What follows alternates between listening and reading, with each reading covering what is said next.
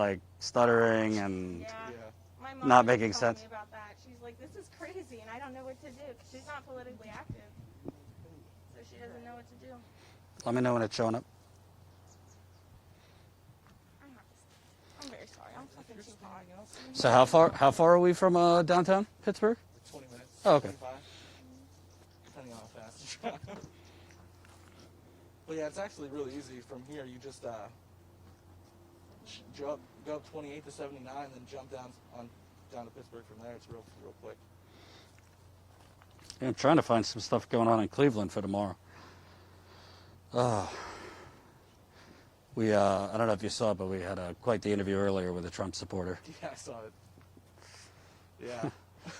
Comparing it to the Star. We just stopped on the side of the road because there was this... Oh, we're live? Cool. Hello. Jordan, I am in, what part of Pennsylvania is this? This is Mars. Mars, Pennsylvania. Or St. Mars, do they call it? Oh, just Mars? Just Mars. Okay. We're in Mars, Pennsylvania, about 20 minutes, I'd say, from downtown Pittsburgh. We are in Trump country, shockingly enough. We actually passed a few Trump signs on the way here. Earlier, I had a nice interview with a Trump supporter. We made a members video about that, so we will, if you're a member, you'll see that later. And we came from Newark, New Jersey first. Then we went to Allentown, Pennsylvania for an interview last night.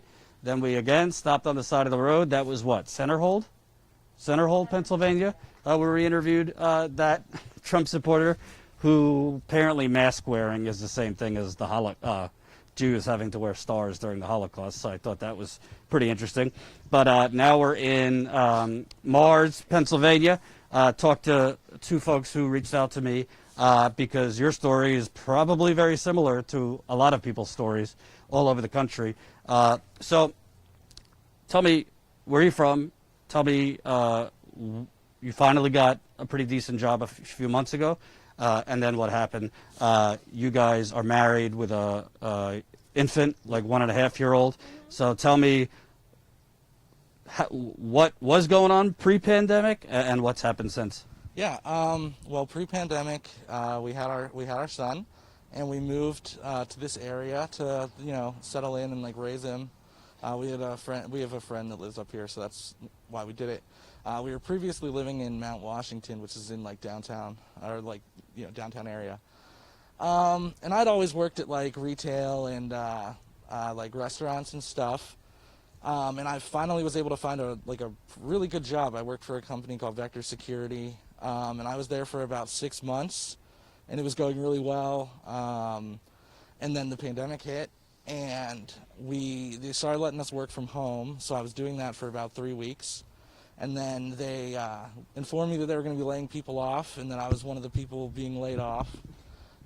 It was supposed to just be for 10 weeks. So I was like, oh, this isn't too bad. Gonna take a little vacation, hang out with my son, And this was in March? Yeah, probably the beginning of March, end of April. And remember, press the like button. I forgot. Press that like button right under the live stream. Share this live stream to more people. Please, super chats are welcome. And also, we have a new fundraiser just for this trip. So statuscoup.com/road trip.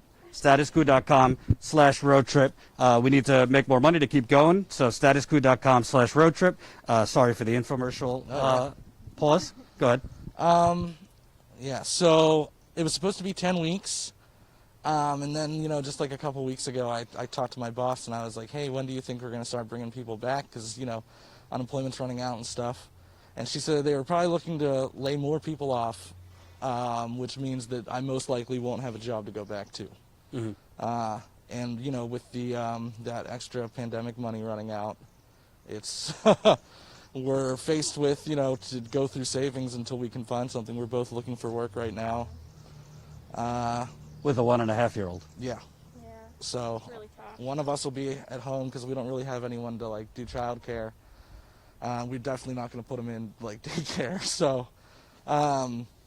Yeah, so one of us will have to stay home, the other one will have to work, and neither one of us really want to work in, a grocery store or like a restaurant because we don't want to bring it back home to him.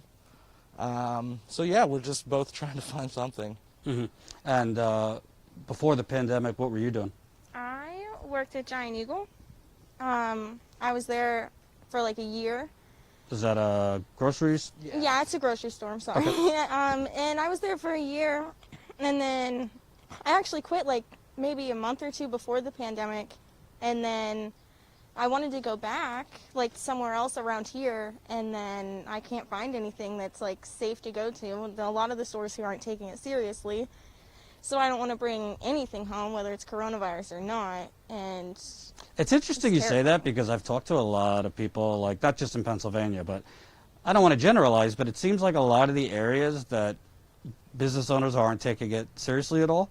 Because there's business owners who are taking it seriously, but are like, fuck it, capitalism, I'm greedy. But then there's others who call it a hoax, aren't taking it seriously. Yeah. And I feel like a lot of them that aren't taking it seriously tend to be in Trump country. Trump country. Absolutely. Yeah, it's horrible. And like anywhere I found, they don't even pay enough to afford to live. So if we would have to work like split shifts, like he would work and I would work if that for us to live on some of these jobs that they're also not taking it seriously, and it's not okay. Mhm. Like it's tough, and I don't understand why it's happening. And like the good jobs don't want to hire anyone because they're greedy. And so you've been looking for work. Are there like things posted in this area? Here. Yeah, there's stuff like this area, like if you go up a little bit, it's a place called like Cranberry and Warrendale. That's where I worked before. It's like 15 minutes drive or whatever.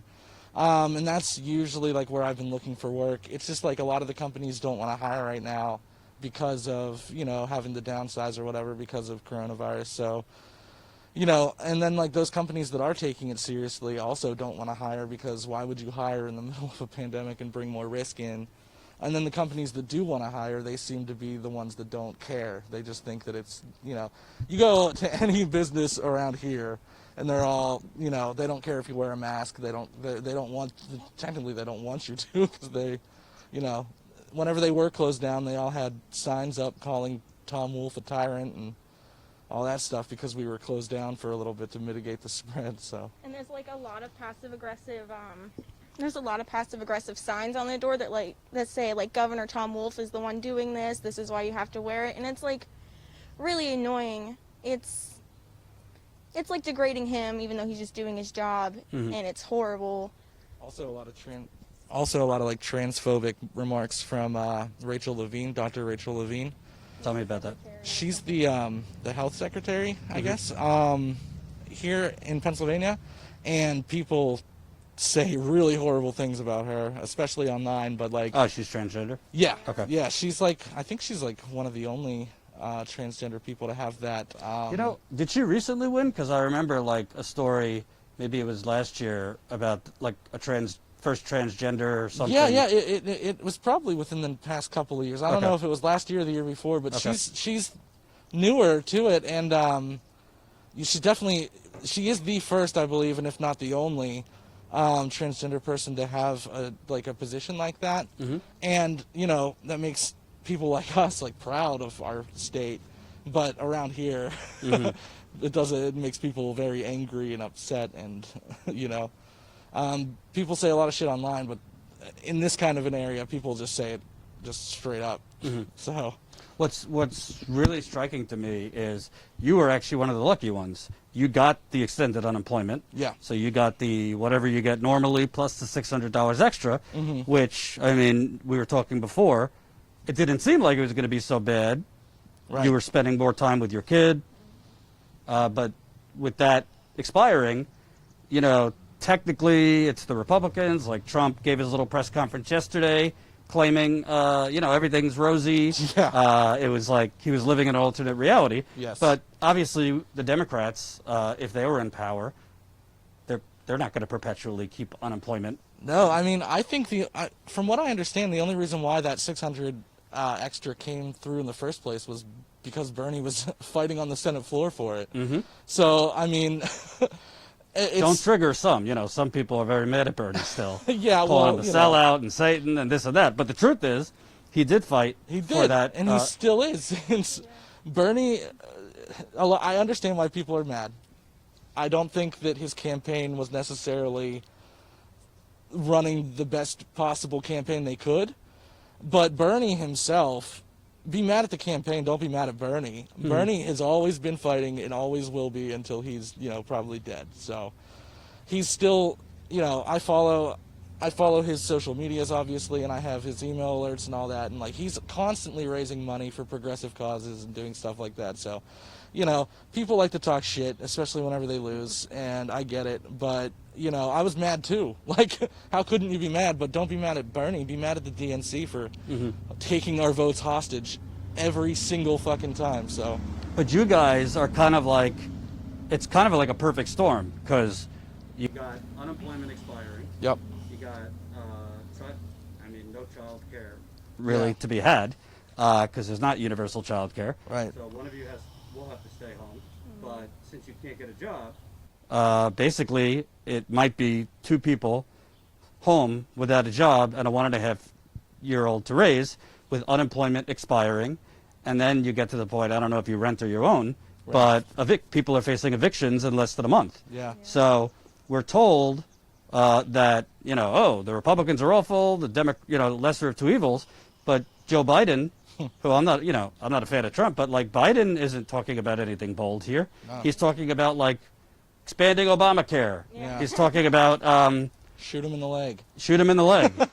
I don't think he hasn't said if he became president that he would, like, permanently keep this extra $600. No. So it's kind of like shoot yourself in the head or drink poison. Yeah. Like, for you two, do you have any hope, like, if Biden were to win, that your situation would become more secure? Oh, no, absolutely Because it looks not. like the predictions that this is going to come back in the fall and winter are not really true, because it's not going to come back. It's still here. The summer is... That's like a lot of people keep saying, like, oh, this is the second wave, and it's like, no, buddy, this is the first wave still. It never went away. Right. But yeah, no, I have no faith in Biden or anyone in his, who he eventually nominates to his cabinet, that they're going to care about stuff like this, that they're going to care about people like us.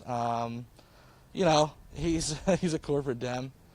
They're all going to be corporate Dems. It doesn't matter who he picks as his vice president. It's not going to be, it's not going to be Nina Turner. So, so who cares?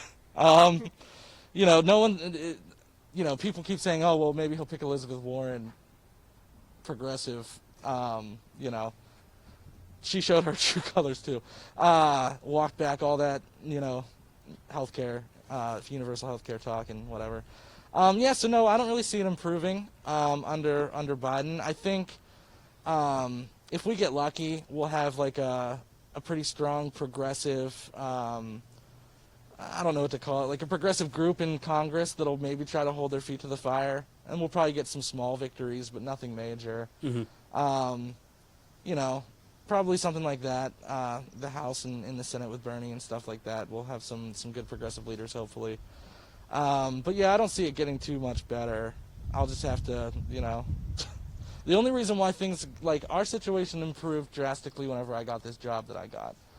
It was pretty crazy, too. We went from being, like, pretty broke all the time to having, not really having a care financially for a while, and it was nice. It was really, really nice. So going back to being, like, what do they call it, like financial insecurity, that's going to suck.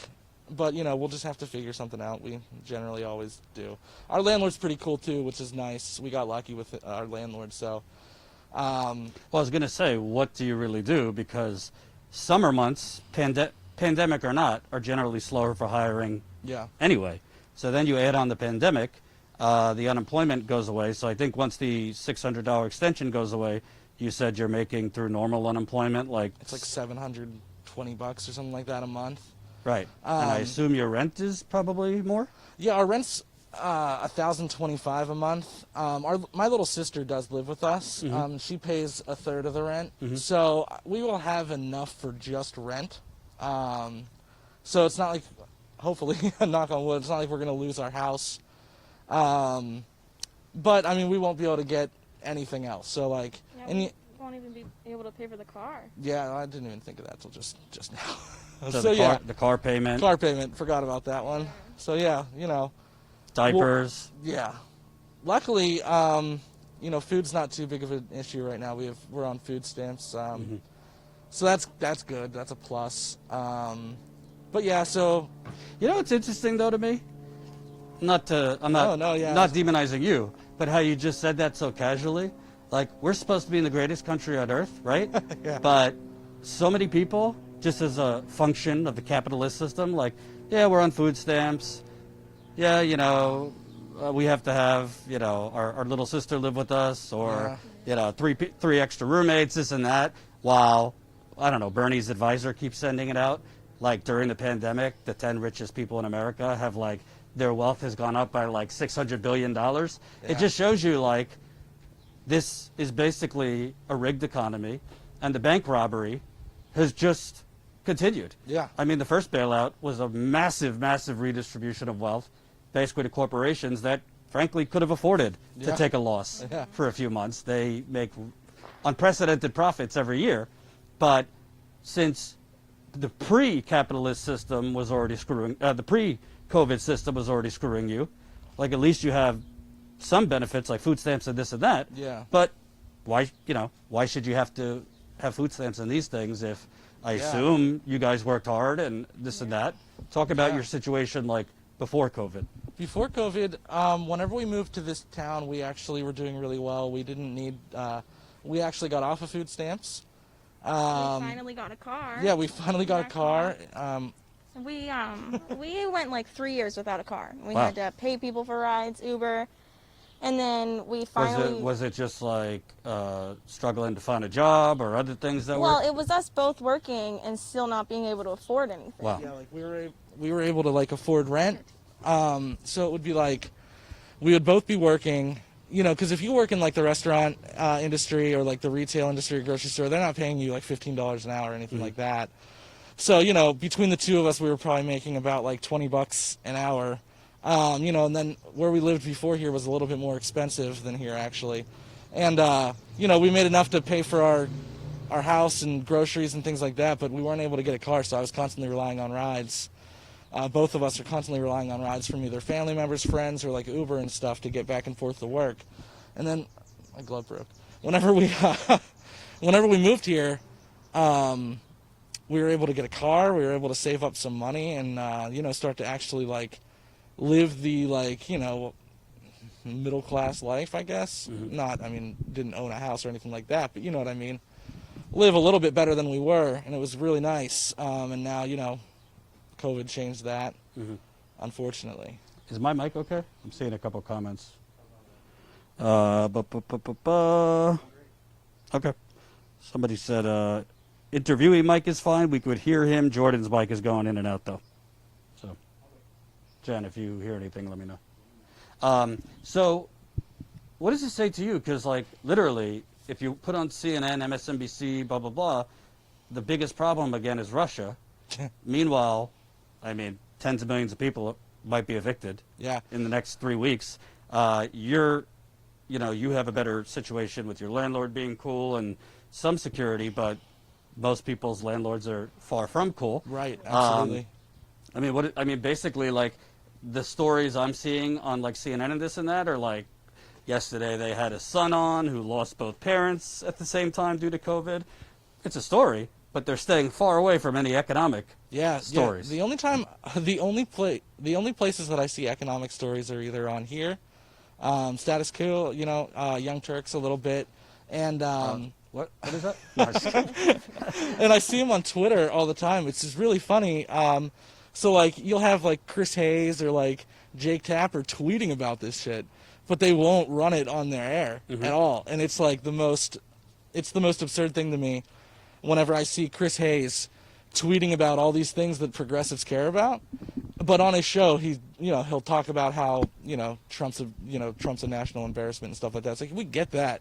Your viewers get that.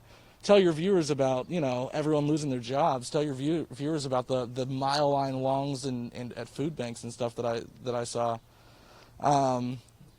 Are you seeing long lines at the food bank around here? Not here. Not here. Well, actually, you know what? Up in Butler County, in like the city of Butler, there was like, I think, what was it, like a 3 mile, 5 mile long line.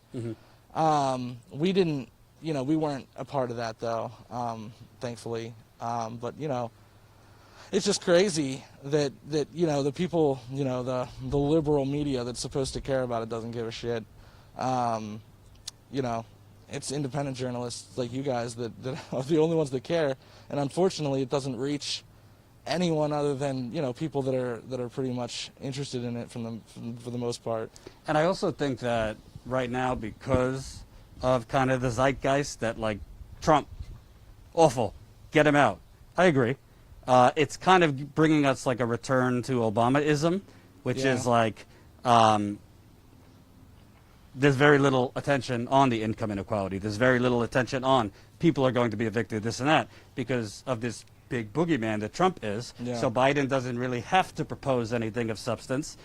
His base, the suburban, wine moms and that kind of thing, they're generally doing okay. Yeah, they are. So basically, Biden's going to get in there, and he'll be able to blame it on Trump that the economy is so bad, but there's not going to be any real immediate urgency for him to do anything drastic like a Bernie would do if in the same situation. Yeah, it's unfortunate. That's why, like, for a while, both of us debated between, whether we were going to actually vote for Biden or not. Obviously, we were never going to vote for Trump, but we both, for a little while, we both were just constantly talking, like saying we're just going to write in Bernie or we're just not going to vote for the presidential. Ultimately, living in Pennsylvania, I decided I'm going to have to vote for Biden, which is exactly what I did in 2016 for Hillary, which I didn't want to do. It's, but this is probably the last time I'm ever going to let the DNC take my vote hostage. I just can't keep doing it. It's like a punch in the gut every single time, and it just sucks. People like to talk about, a lot of people online that are like right-wingers and stuff like that, they like to talk about how, liberals are just always like, blah, blah, blah, like getting whatever they want and all this stuff. And it's like, well, if we actually got what we wanted to be, be pretty nice. And let me ask you, if you're both out of work right now, what are you doing for health care for you and the baby? Welfare. Like, We had to apply for welfare. That's how we got our food stamps, too, which isn't really like much. There's co-pays on it, which I thought there wasn't, and they're kind of pricey depending on what medicine you get. And luckily, we don't have any ongoing health issues, so that's good. But if we need something, it's going to be tough, which is very frustrating. And luckily, our son is really healthy right now, and I hope he stays that way. But we're just on welfare, and it sucks. as a young mother, I'm assuming, obviously it's scary with a pandemic and all that, but this uncertainty with your husband getting laid off, with having a young baby and fearful that you could bring it back, with the unemployment going away and having the Republicans being terrible, the Democrats pretending to be for the people, but basically, I mean, Republicans wouldn't have been able to pass the first bailout without the Democrats. I assume for you, this is all very unsettling. Yeah, it is, and I keep thinking that, like, we're going to end up having to move in with a family member, or we're going to need someone else to move in with us, and I don't want to have to lose everything that we worked really hard for. We've been struggling for 5 years, and then we finally got everything together, and it just instantly went away, losing one income, and it's horrible. And we even blew through our savings. We had a lot, and it's all gone. In these last few months. Yeah. It's sad. Because, like, I can't imagine how many other people are like us and even have it worse. And then, like, thinking that if this doesn't go away, then my son's going to have to grow up in it. It's all going to become normal, and no one's going to care about it, and it's scary. And I also think that, you know, I wasn't a big Andrew Yang person, but he was talking about, like, the jobless economy, automation, all that stuff. You already see that. You go into CVS, these things, just like more and more self-checkout all over the country. And to me, COVID might give these private companies even more incentive to do that. You know, more like e-commerce, shopping at home, ways to make it unnecessary to have like brick and mortar employees. Yeah, that's not even in something places. I thought about. Sorry That's to sad. destroy your day. Thanks. You're ridiculous. What do you think about that? Because to me, like I just read a piece on that that COVID's going to give a lot of these companies even more incentive to do a lot more with a lot less. Yeah, I can see that happening. And keep pressing the like button, by the way. Share this live stream, unless you think you're seeing conversations like this on CNN. I do not think so. If you can drop in a couple bucks, we have a new fundraising page for this road trip, statuscoup.com/road trip, statuscoup.com/road trip. As far as I know, we're the only ones that pull over on the side of the road and approach COVID-denying Trump supporters who tell us that mandating mask wearing is akin to forcing the Jews to wear yellow stars. That was us today. So please, please, please support this journalism. Oh, by the way, I should have said, if you are watching from Eastern Ohio, Cleveland, Akron, Canton, something on the east side of Cleveland, something on the east side of Ohio, we're looking for folks to interview there tomorrow, 4th of July. So if you got a story, if you're struggling like these fine folks, email us, info@statuscoup.com. info@statuscoup.com. We're kind of booking people on the fly. We'd love to speak with you, preferably tomorrow. So also, if you know of other stories, we might be going to Louisville, Kentucky. So if you know people, tell them, email us. We're trying to make this reporting road trip definitely focusing on these tough times with COVID, but we're open to a lot of different types of stories. So drop some dough in the fundraising page or the super chat, whatever. Sorry. Go ahead. Yeah, it's okay. We were talking about the Yang, companies doing more with less. Yeah. I mean, I don't see a reason why they wouldn't do that. That's the one thing that was really interesting about Yang. He was pretty much the Bernie of 2016, where he just brought a lot of new conversations into like the mainstream, which was really nice. Like, I had never heard of UBI before him, and I was like, wow, that's a great idea. Yang was a little too cool for school and didn't really get the following that he probably could have if he would have taken himself a little more seriously. But I think a lot of his ideas were great, and I see him still promoting it, which is good. As long as he's not, a lot of people thought he was a sellout whenever I guess he endorsed Biden on air on CNN or whatever. A lot of people called him a sellout, but I mean, he's still talking about the things that matter to him, which is cool. You know what I find really infuriating, and we've heard this before. AOC has gone on with CNN in the past and just like basically knocked them over the head. Like, why do we only talk about how you're going to pay for it when it comes to like things that help working people? But UBI, which Yang definitely put on the map, obviously we have the money for all of this. Yeah, I think they were able COVID, to pull $3 trillion out of their ass. I think COVID has shown we got more money than we know what to do with. Yeah, I completely right agree. Right now, some estimates have the Federal Reserve is spending $1 trillion a day to backstop corporations right now. They're buying up corporate bonds, all this stuff. So I think what this has shown is pretty much starting late 70s, early 80s, Reagan, then throw in the Democratic Leadership Council of Bill Clinton and these Republicans pretending to be Democrats like Bill Clinton, Al Gore. They've been programming, brainwashing, and lying to us about this, how are we going to pay for it bullshit. Because right now, you could very easily, it was Rashida Tlaib's idea first, Bernie then did a variation of that bill.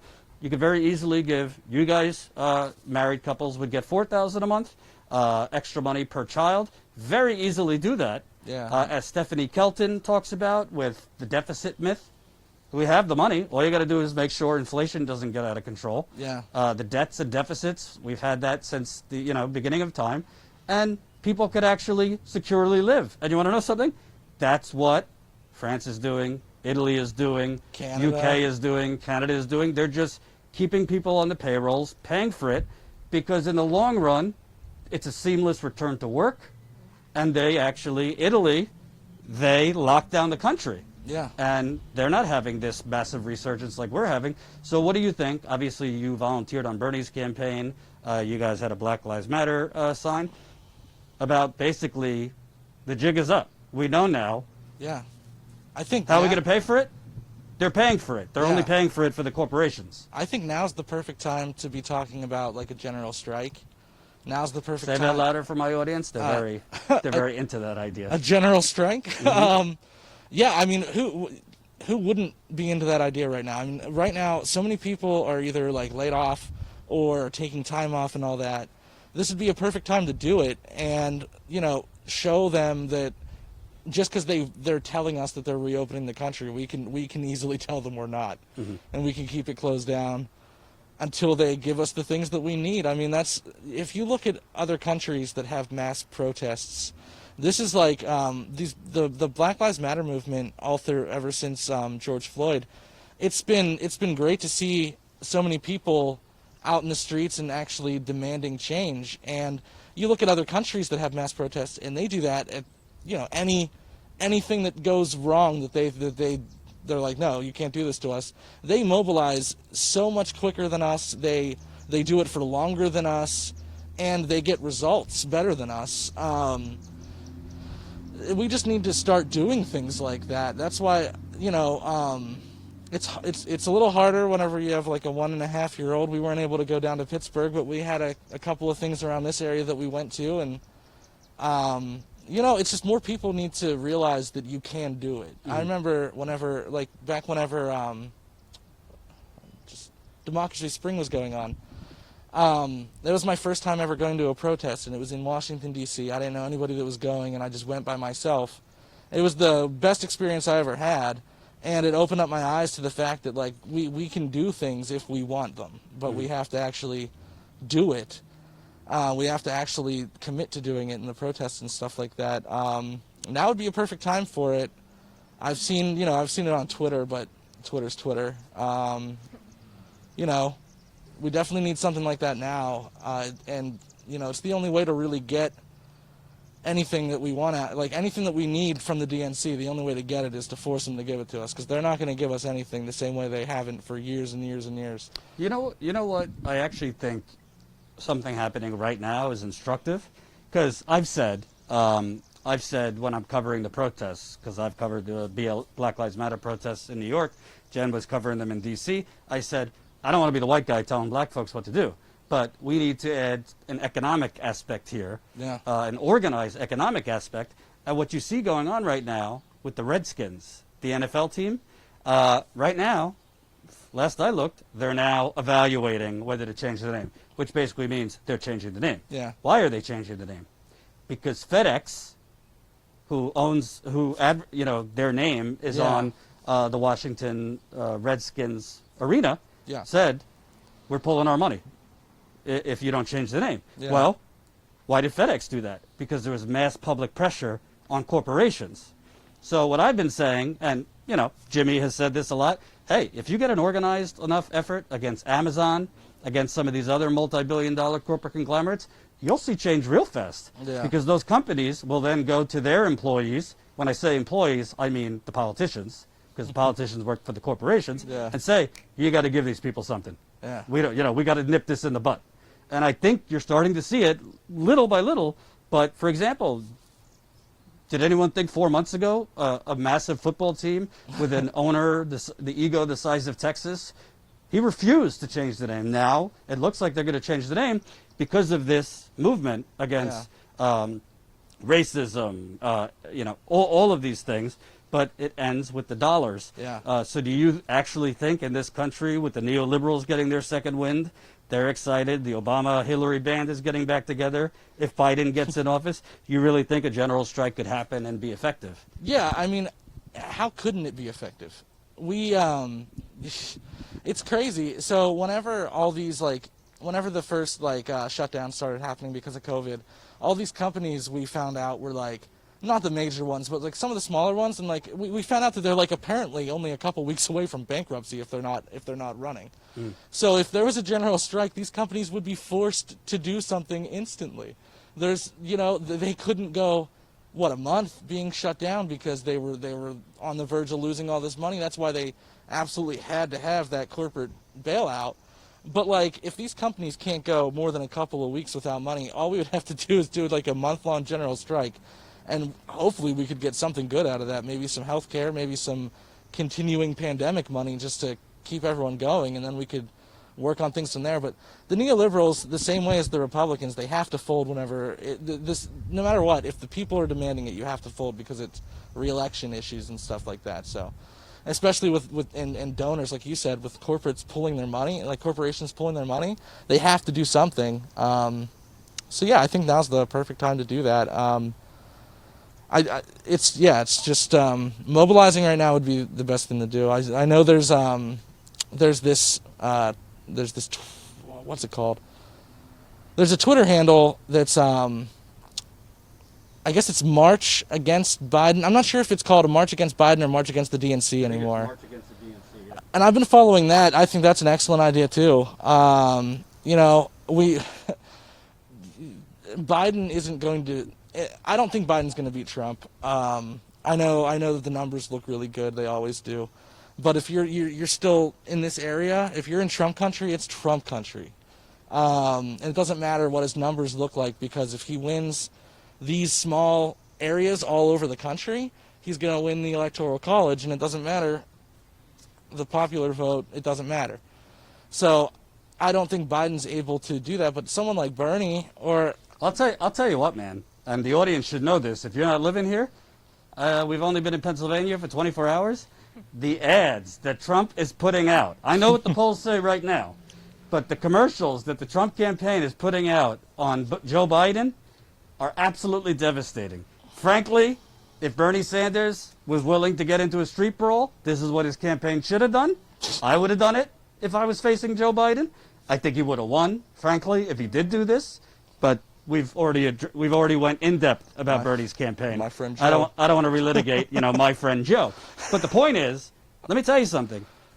Those ads showing Biden losing his train of thought for 15 seconds. What was it at the end? The whole what is? Oh, you know the thing. You know the thing. Biden saying the thing repeatedly. Him forgetting where he is. It's just on a loop. And the Republicans, yes, Biden's been raising good money from the fossil fuckers, the bankers, all of the usual suspects lately. But Trump and the RNC have a huge money advantage. Let me tell you something. If you're in these areas, in Pennsylvania, Ohio, Michigan, Wisconsin, Arizona, Florida, and you're just seeing nonstop these ads of this guy who, frankly, is not all there yet, that does have an impact. Yes, the economy is bad. Trump, is obviously day by day sounding more and more loony, frankly. Yeah.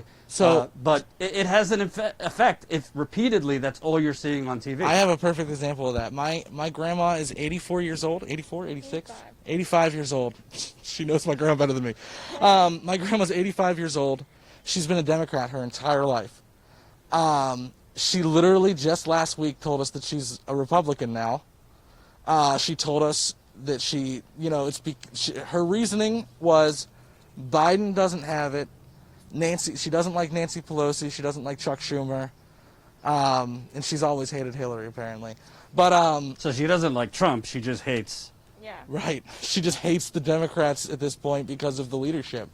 And like I said, my grandma, a lifelong Democrat. She voted for Obama. She voted for Gore.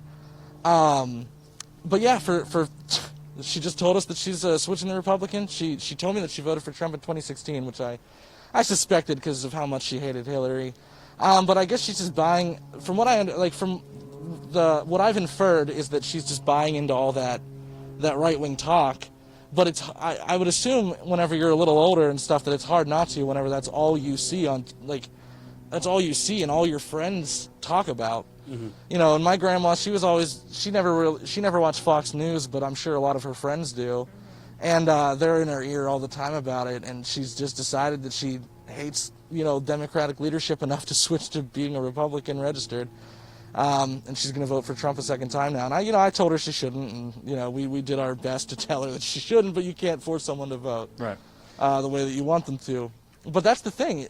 So many people in this area, especially, even if you're not politically engaged, like let's say you're just like the average person, you're not really into politics or whatever.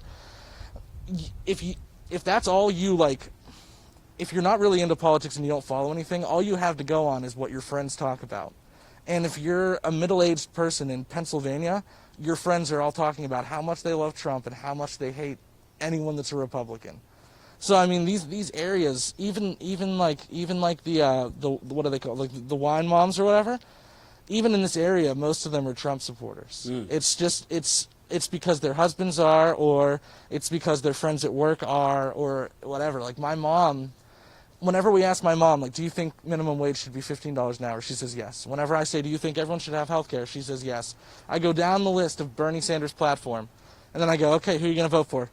She tells me Trump. Why? Because the Democrats are evil. Why? Because they support abortion. Oh, That's what it comes down to.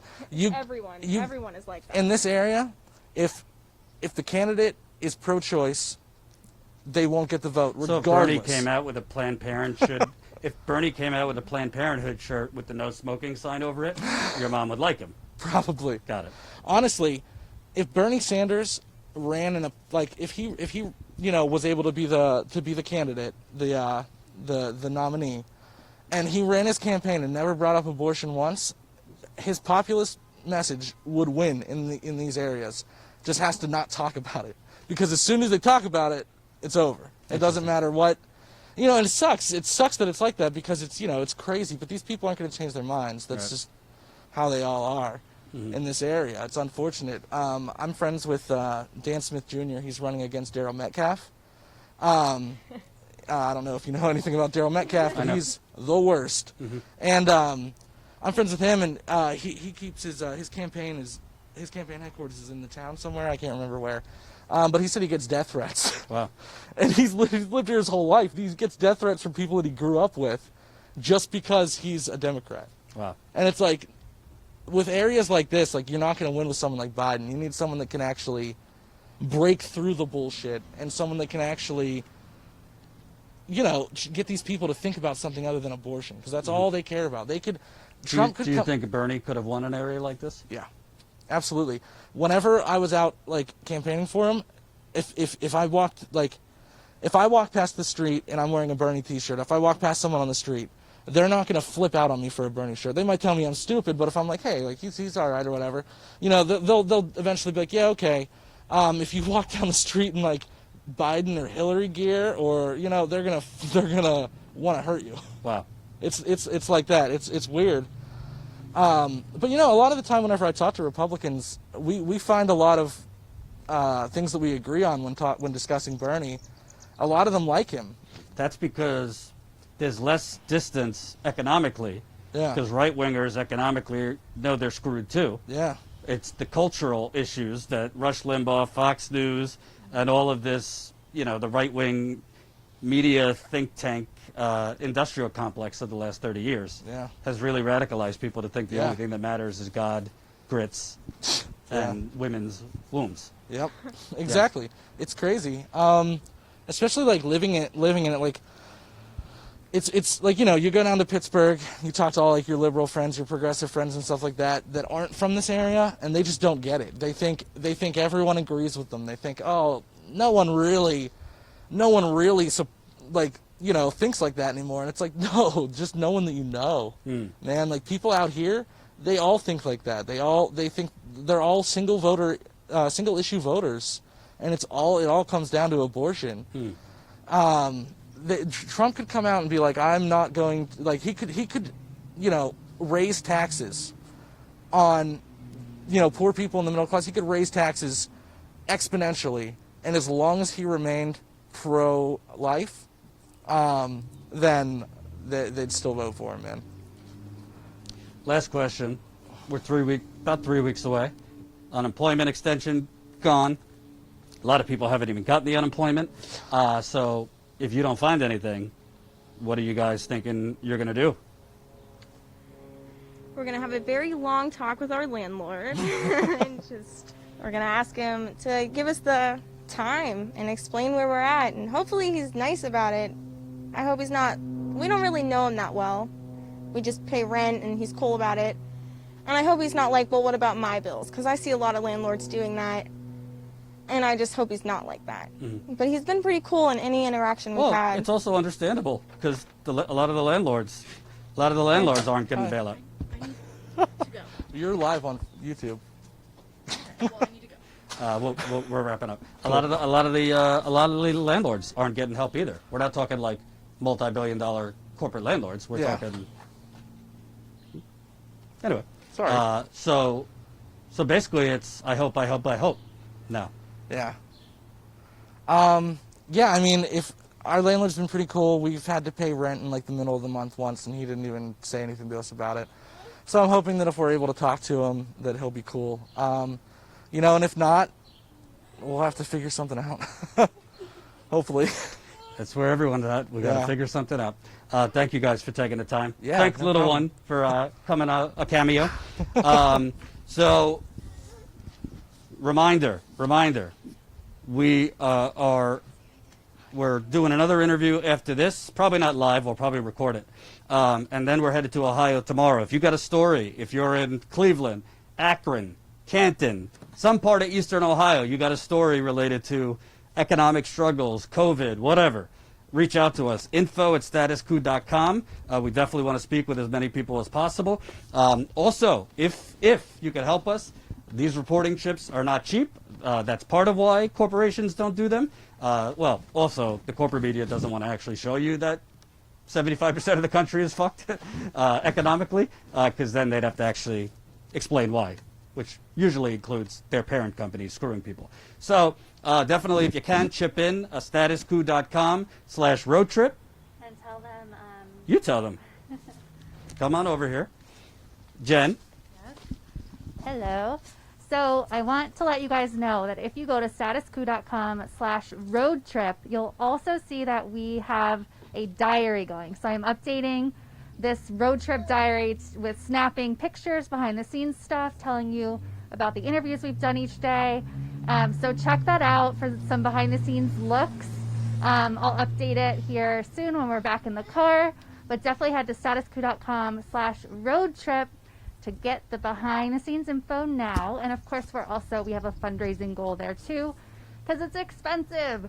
We have hotels, we have food, we have the live view streaming cost, and a whole bunch of other expenses. We're doing this frugally, but there are 3 of us. We are traveling many, many miles. We've been in the car what seems like all day. So if you're able to, $5, $10, we had someone leave $100 yesterday. $100. $100, whatever you can help us out with to help defray the cost of this trip so we can keep reporting is much appreciated. statuscoup.com/road trip. Go there. Oh, and go right after we end here, go to Jordan's interview with the Trump supporter that we were talking about. I promise you, you guys want to watch this. Yes. All right. Also, subscribe to this channel if you're new. Tell your friends. Spread the word. Spread the coup. Right here, subscribe button. And we're almost at 40,000 on Twitter. So if you haven't followed us on Twitter, @StatusCoop. We will see you probably live again tomorrow, but keep coming back to the channel as we post more videos. Peace.